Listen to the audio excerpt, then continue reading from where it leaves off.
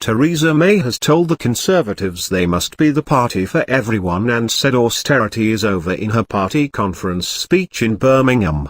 Mrs. May said that a decade on from the financial crash, there are better days ahead, signalling an increase in public spending.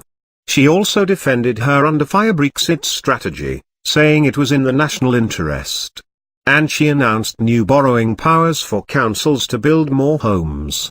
The Prime Minister, whose dancing in Kenya made headlines in August, danced onto the stage to the sounds of ABBA, and immediately sought to make light of last year's difficult speech.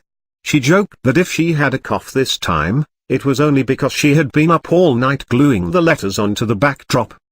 The Tory conference has been dominated by Brexit, with former Foreign Secretary Boris Johnson launching a fresh broadside against her Chequers plan for trade with the EU.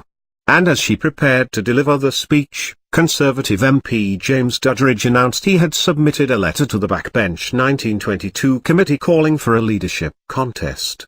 But defending her plan, she warned delegates that pursuing our own visions of the perfect Brexit could lead to no Brexit at all. On austerity, Mrs. May said people needed to know that the end is in sight. The Tories could not just clean up a mess, they should steer a course to a better future, she said. Sound finances are essential, but they are not the limit of our ambition. Because you made sacrifices, there are better days ahead. At next year's spending review she said spending on public services would increase. Because, a decade after the financial crash, people need to know that the austerity it led to is over and that their hard work has paid off. Mrs. May also promised to scrap a borrowing cap for councils so they can build the homes this country needs.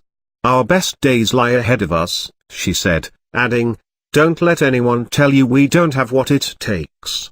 In her speech, Mrs. May said the Tories must be a party not for the few, not even for the many, but for everyone who is willing to work hard and do their best.